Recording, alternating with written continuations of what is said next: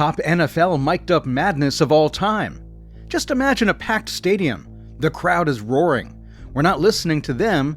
We're tuned into the real madness happening on the field. The trash talk, the chaos, the pure unfiltered emotion. You ever wonder what it's like inside the huddle? What quarterbacks really say before a game-winning drive?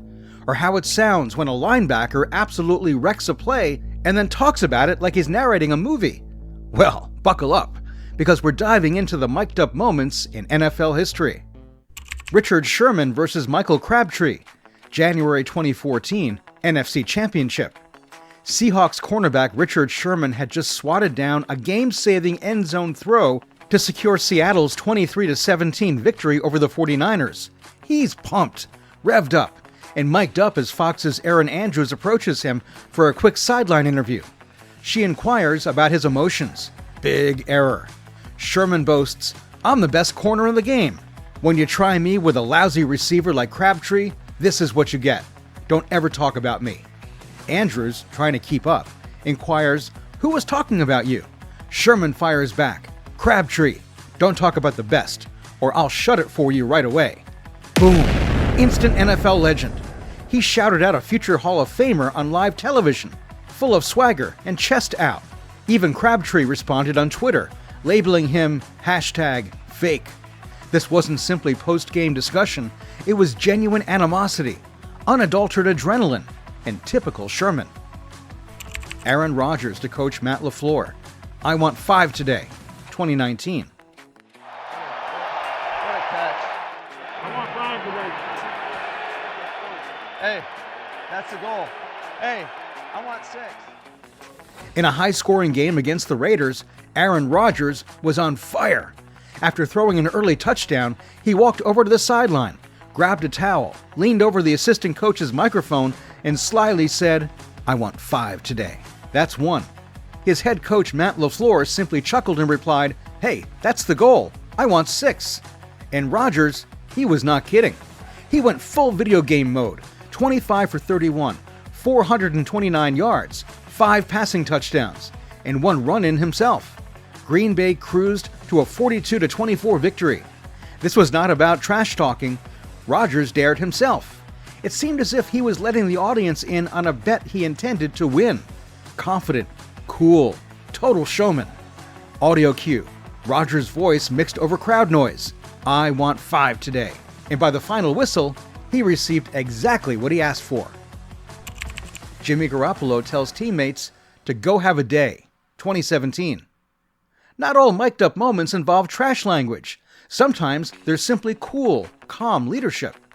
Back in late 2017, the 49ers were under significant postseason pressure, and their new quarterback, Jimmy Garoppolo, was stepping up big time. Jimmy appeared calm during a critical fourth-quarter drive against the Titans, when San Francisco needed a score to stay alive. At one point, cameras recorded him looking at his receivers and saying, "Go have a day." No yelling. There's no drama. Just a calm, confident urge to go do something. And they did. According to ESPN, viewers were able to literally hear the comeback develop when Garoppolo was mic'd up on NFL Sound FX. He wasn't panicking. He was directing, leading, and keeping everyone focused. After the game-winning field goal, he quipped with his teammates, "That's why we go over the 2-minute drill, huh?" It wasn't spectacular or fiery, but it was true leadership. And the 6-play perfectly timed drive, that sealed the victory and demonstrated to the world Jimmy G's ability to remain composed under pressure. Marshawn Lynch's Super Bowl Media Day refrain, February 2015. Trash talk isn't usually directed at your opponents. Sometimes it's directed against the system itself. In February 2015, Marshawn Lynch taught the world how to silently protest, NFL style. Consider this. It's Super Bowl Media Day, a media circus where athletes are supposed to grin, answer questions, and participate. But Seahawks running back Marshawn Lynch was having none of it. He was fed up with the never-ending questioning, the media preoccupation, and frankly, the NFL's rules, which forced him to talk when he clearly did not want to. So what did he do? He showed up, sat down on the podium, and answered every question, including strategy, snacks, and what does this game mean to you, with the same answer. I'm here, so I won't get fined. or they could misconstrue your words? Just so I won't get fined, boss. Are you still about that action, boss? Deadpan, calm, like a broken record with something to prove. Reporters kept attempting to crack him, but he stuck to that one line. For nearly 5 minutes, ESPN counted 29 questions with identical answers. Then, as soon as he appeared, Marshawn stood up and walked away. Here's why it was important. The NFL had warned him. If he did not attend Media Day, he may risk a $500,000 fine. So Lynch obeyed the rules exactly. He showed up, but entirely ignored the spirit of the occasion. He gave them what they wanted, but not in the way they expected. It was brazen, it was funny, and it immediately went viral. Fans and players alike recognized it for what it was, a flawlessly executed middle finger to the league's expectations, all while maintaining a serious expression. No yelling or swearing, just 5 minutes of passive-aggressive poetry. Lynch did not trash-talk a rival that day, he trash-talked the entire affair. And in doing so, he reminded everyone that quiet may speak louder than words. Steelers vs. Ravens post-game sideline, 2023 AFC North clash. This type of rivalry moment you live for occurred during a 2023 AFC North showdown between the Steelers and Ravens, and it was all captured on tape. It didn't make the official highlight reel, but what about the fans who caught it? Pure gold. Late in the game, following a gutsy, hard-fought play, two defensive dogs, Pittsburgh's Minkah Fitzpatrick and Baltimore's Patrick Queen, jogged off the field. But they weren't simply jogging. There was tension. They locked eyes, the kind of stare that lets you know something is about to be uttered. Then Fitzpatrick let it fly. It's difficult to hear on the live feed, but if you listen closely, you'll catch a paraphrased version of what he said. "Are you attempting to run? You're not going to kick me out of the league." Oof. Direct. No sugarcoating. Right in Queen's face. It wasn't exactly profane, but it was certainly not PG. This was vintage AFC North enthusiasm. Following a huge tackle, a raw and passionate locker room barb was delivered seconds later. The TV broadcast didn't show the entire confrontation, and the league would never transcribe it word for word, but post-game murmurs indicated that the smack talk continued. It reportedly flowed into the passageway. Nothing formal, but let's just say those two did not exchange holiday cards. Moments like this are why we enjoy rivalry games. It's not just about the score or the statistics. It's about the pride, the attitude. Every snap brings unvarnished fury between guys with much to prove. Fitzpatrick versus Queen? This wasn't just a play, it was a message, and everyone watching heard it loud and clear. Sean Payton versus Baltimore offense, Super Bowl 44. Super Bowl 44 is a memorable game in NFL history. It was 2010, and the New Orleans Saints were up against the Indianapolis Colts. The stakes were extremely high, and even the most composed of coaches may crumble under the pressure.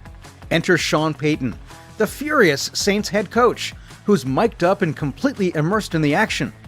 While many fans were focused on the great plays on the field, Payton was delivering his own type of playbook on the sidelines through his comments. Payton could be heard guiding his defense with urgency, yelling at his secondary, "Hold him on his back," he cried, attempting to ensure his teammates don't lose their footing against the Colts' speedy receivers. Then the strain increased dramatically. "Stay in phase. Do not get beat deep." His profanity wasn't exactly G-rated, but it wasn't directed at any one player specifically. It was more about keeping his team organized, motivated, and prepared to shut off Peyton Manning's high-flying attack. Peyton's voice was intense, and when the cameras caught him in action, it was evident he wasn't just coaching from the sidelines, he was in full fight mode. But it was not all. Peyton's fiery temperament didn't just motivate his defense. The broadcast showed him grabbing his headset following a dubious hit on his quarterback, Drew Brees. "You better throw a flag when he hits the quarterback. That was a blow to the head," he cried, waving frantically at the officials. Here he was, on the biggest platform of his career, trash-talking NFL officials while seeking justice for his team. While this was not part of the game plan, it demonstrated Peyton's commitment to every facet of the Super Bowl, regardless of who was on the other side of the whistle. The play that defined Peyton's philosophy began with a boom. Malcolm Jenkins, one of Peyton's defensive backs, came through with a game-changing interception return touchdown. It was a pivotal moment that many fans, including Peyton himself, will never forget. Brandon Marshall mic'd up. Practice banter, 2014 to 2016.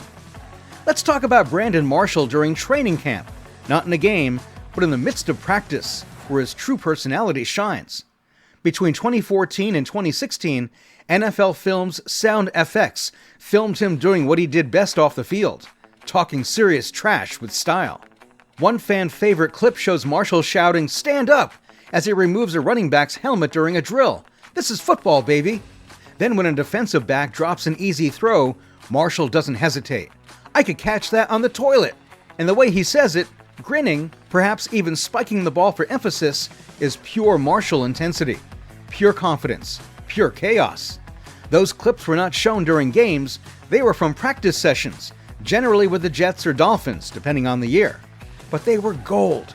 In another scene, Marshall is in the end zone yelling, "All these dudes keep soft blocking me. I'm gonna cut you all." You hear his deep, commanding voice over the cacophony of drills, and it's clear, this isn't just banter, it's battle. Marshall wasn't looking to make friends out there, he was big-dogging everybody. Whether it was, "I'm gonna eat you alive," or something more inventive and typically uncensored, he used every insult in the book to stir things up. But that's training camp. It's fierce, cutthroat, and all about getting inside each other's brains. Marshall just happened to be an expert at it.